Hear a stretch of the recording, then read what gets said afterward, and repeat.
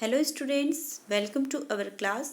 हमारा पाठ 14 पत्र जो इतिहास बन गए, इसके रचयिता है महात्मा गांधी, जिनका जन्म 2 अक्टूबर सन 1869 ईस्वी में हुआ था तथा इनकी मृत्यु 30 जनवरी सन 1948 में हुई थी।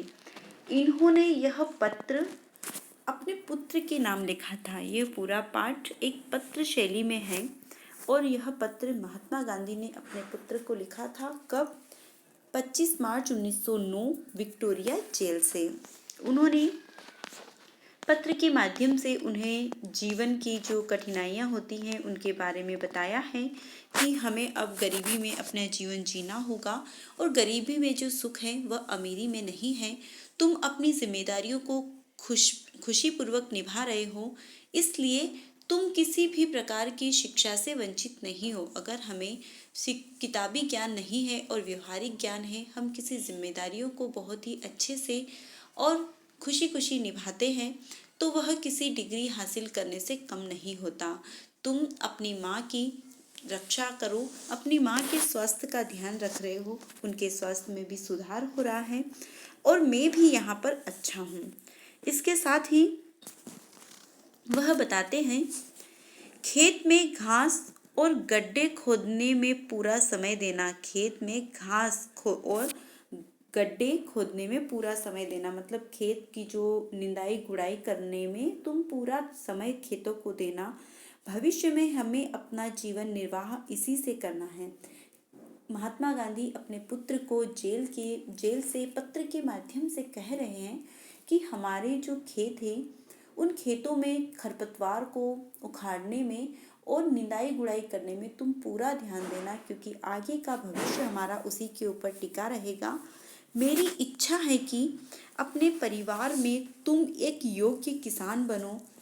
सभी औजारों को सदा साफ और सुव्यवस्थित रखना। औजार जो खेत में काम आते हैं उन्हें साफ और सुव्यवस्थित रखना भी बहुत ज़रूरी है और तुम भी ऐसा ही करना। अक्षर ज्ञान में गणित और संस्कृत में पूरा ध्यान देना। भविष्य में संस्कृत तुम्हारे लिए बहुत ही उपयोगी सिद्ध होगी। ये दोनों विषय बड़ी उम्र में सीखना कठिन है। संगीत में भी बराबर रुचि रखना। अब वो वहाँ से अपने बेटे को कह रहे हैं कि अक्षर ज्ञान के लिए आपको गणित और संस्कृत आना बहुत ज़रूरी है। इन 2 चीज़ों पे तुम ध्यान देना। अगर हम बड़े हो जाते हैं तो फिर हम उन चीज़ों को आसानी से नहीं सीख पाते और उसको सीखना हमारे लिए बहुत कठिन हो जाता है। इसके साथ साथ ही संगीत की जो रुचि है तुम में, उसे भी बराबर बनाए रखना। हिंदी, गुजराती और अंग्रेजी के चुने हुए भजनों एवं कविताओं का एक संग्रह तुम्हें तैयार करना चाहिए। वर्ष के अंत में तुम्हें अपना यह संग्रह बहुत मूल्यवान प्रतीत होगा। पूरे साल भर तुम गुजराती, अंग्रेजी और हिंदी के जो भी गीत कहानियाँ हैं उनका एक संग्रह इकट्ठा करो, उनको लिखते रहो। जब पूरा साल खत्म हो जाएगा तो तब तुम्हें लगेगा कि मेरे पास बहुत ही अच्छा संग्रह हो चुका है। काम की अधिकता से मनुष्य को घबराना नहीं चाहिए और न ही यही सोचना चाहिए कि वह कैसे होगा। जब हमारे पास बहुत ही अधिक कार्य होता है तो हम क्या करते हैं, कार्य से घबरा जाते हैं और उसको छोड़कर भागने की कोशिश करते हैं, परंतु हमें कभी भी उससे नहीं घबराना चाहिए और ना ही ऐसा सोचना चाहिए कि हमारा जो काम है वह कैसे होगा और पहले क्या करूं, यह भी हमें चिंता नहीं करनी चाहिए। शांत चित्त से विचार पूर्वक तुमने यदि सभी सद्गुणों को प्राप्त करने की चेष्टा की तो तुम्हारे लिए यह बहुत उपयोगी और मूल्यवान प्रमाणित होंगे। तुमसे मुझे यह भी आशा है कि घर खर्च के लिए जो भी तुम खर्च करते हो उसका पैसे पैसे का हिसाब रखते होंगे। खर्च में जो भी चीज़ें लाते हैं, जो भी पैसे खर्च होते हैं उसका भी तुम हिसाब रखते होंगे।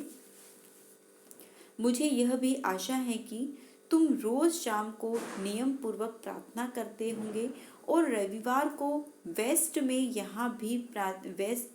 यहाँ भी प्रार्थना करने जाते होंगे। उनके वहाँ पर एक मंदिर था वेस्ट के वहाँ पर भी वह रोज प्रार्थना करने जाते थे। तो अपने पुत्र को कहते हो तुम नियमित रोज शाम को प्रार्थना करते होंगे और रविवार को वेस्ट के वहाँ पर भी जाते होंगे। सूर्योदय से पहले उठकर प्रार्थना करना बहुत ही अच्छा होता है। प्रार्थना प्रयत्न पूर्वक एक निश्चित समय पर ही करनी चाहिए। प्रार्थना जो होती है भगवान से हम जो प्रार्थना करते हैं वह एक निश्चित समय पर ही होनी चाहिए और प्रयत्नपूर्ण होनी चाहिए। उसके लिए हमें प्रयत्न करना चाहिए कि हम हमारी जो प्रार्थना है वह रोज नियमित रूप से कर सके और एक ही समय पर। यह नियमितता तुम्हें अपने जीवन में आगे चलकर बड़ी सहायक सिद्ध होगी। इस पत्र को पढ़कर अच्छी तरह समझ लेने के बाद मुझे जवाब लिखना। जवाब जितना लंबा लिखना हो उतना लिख सकते हो। अंत में मेरे प्रेम सहित यह पत्र मैं समाप्त करता हूँ। उन्होंने कहा कि मेरे पत्र को तुम अच्छे से पढ़ना, उसके बाद इसके जवाब में आप जितने लंबा पत्र लिख सकते हो लिख देना। अब मैं अपने शब्दों को यही विराम देता हूँ और मेरे बहुत सारे प्रेम के साथ मैं इस पत्र को समाप्त करता हूँ। Shri Manilal Gandhi, Indian opinion, Phoenix, Natal. इन्होंने अपने बेटे को जहाँ पत्र लिखा है वह यहाँ पर उसका एड्रेस डाला है। तुम्हारा पिता मोहन दास, ये पिताजी ने अपना नाम लिखा है। इस प्रकार से उन्होंने अपने पत्र के माध्यम से अपने पुत्र को उसके जीवन शैली के बारे में बताया है कि किस प्रकार से हम अपने अच्छे आदर्शों के ऊपर चल सकते हैं और अपनी ज़िंदगी को खुशहाल बना सकते हैं। और यह एक पत्र लेखन है। हमें पत्र किस प्रकार से लिखना चाहिए, कहाँ कौन सी हेडिंग डालना चाहिए, सभी हम इस पाठ के माध्यम से समझ सकते हैं। आई होप आप सभी को समझ में आया होगा। Thank you.